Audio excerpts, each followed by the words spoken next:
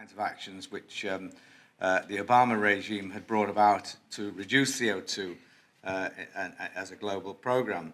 And indeed, Obama, his final speech as a president, he sort of encapsulated this sort of trance-like view of climate change with the words, quote, "Without bolder action, our children won't have time to debate the existence of climate change. They'll be busy dealing with its effects, environmental disasters, economic disruptions, and waves of climate refugees seeking sanctuary." And yet, none of this has happened. The hurricanes, the droughts, etc., haven't happened, they haven't increased. And since we've had really accurate data available since 1979 with satellites, this has supported the skeptics' view that there's not very much in climate change, if anything at all. I might say that this isn't the case. This isn't the view of Malcolm Turnbull or his hand-picked head of Prime Minister's Department, Martin Parkinson, who on many occasions has warned about climate refugees, but it's something that even the IPCC, as they said, has downgraded and said it's very unlikely to happen. So while some see climatic catastrophe as bringing dire economic consequences, I think a more sober analysis sees dire economic consequences stemming from radical regulatory measures to transform the economy and, in essence, to throttle it. Hence, the issue is, in my view, not just one of a raft of alternative avenues that make a sort of tapestry of agendas from political parties, but it's a defining economic marker in politics. Those wishing to avert the supposed detrimental effects of climate-induced global warming stand ready to require a fundamental redirection of the normal market activities involving buying, selling, producing, etc. And in doing so, they demonstrate a predilection for overriding individual preferences with those of their own. Now, in Australia's case, we spend about $5 billion a year on regulations and taxes in support of this program. We subsidise wind and energy, which costs $120 per megawatt hour, to displace coal, which costs about $40 per megawatt hour. We're supposed to be getting towards a level of 23.5% of our electricity coming from renewables by 2020, and we're only about halfway there. And even being halfway there, we can see some of the effects of this already. We're seeing coal stations closing, and we're likely to see a lot more of that because we're going to do another 50% expansion. And this is displacing relatively low-cost energy with this very high-cost energy. It is also highly unreliable, as we've seen in recent blackouts and near misses in South Australia. So we're degrading the system for it to tremendous effects on our own economy. Not only households, I mean, and that's obviously the trigger thing for politicians. Households' bills have gone up. But the more important thing is that basically low-cost energy has been a key element, perhaps the key element of competitiveness in Australia for about 30 years. We've moved from what was just about the lowest cost energy prices in the world to somewhere near the top in the space of about 15 years, purely as a result of the measures that we've taken through Kyoto and Paris. Kyoto preceded Paris, and that in itself created a lot of regulatory issues. For example, the Commonwealth, which was then Liberal, and the state governments of New South Wales and Queensland, which were Labour, they conspired, or they went together to actually stop clearing of land as a major element to try to meet the Kyoto agreement of reduced levels of emissions.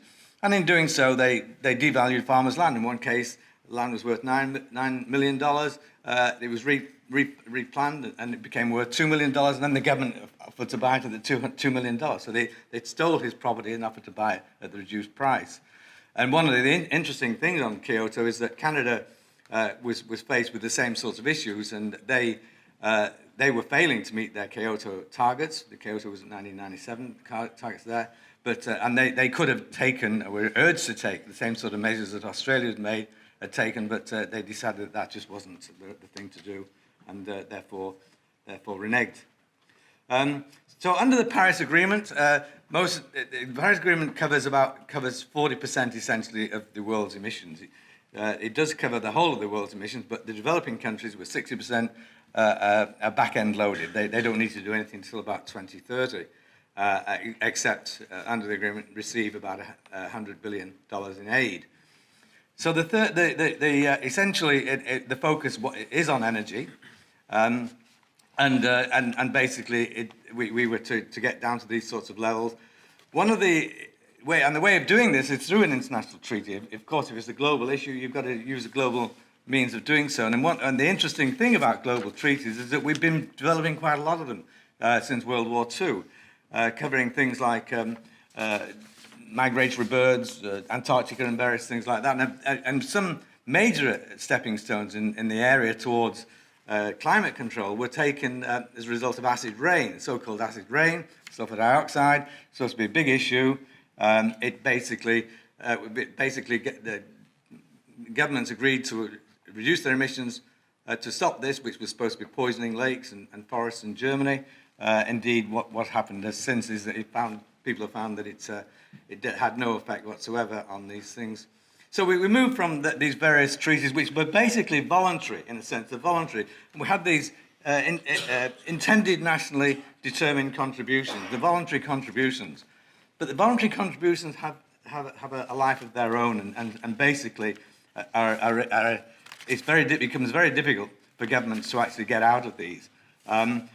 Now, the big thing about the Trump victory is that the US is about 15% of the world's emissions. Suddenly, not only was it a ridiculous treaty covering only 40% of emissions, but it doesn't even include, it now only covers 25% of emissions. There is absolutely no fig leaf of respectability to maintaining this. Whatever Trump does, he will not be throttling coal. He may or may not pull out of the Paris Agreement, but he certainly will be undermining it one way or the other.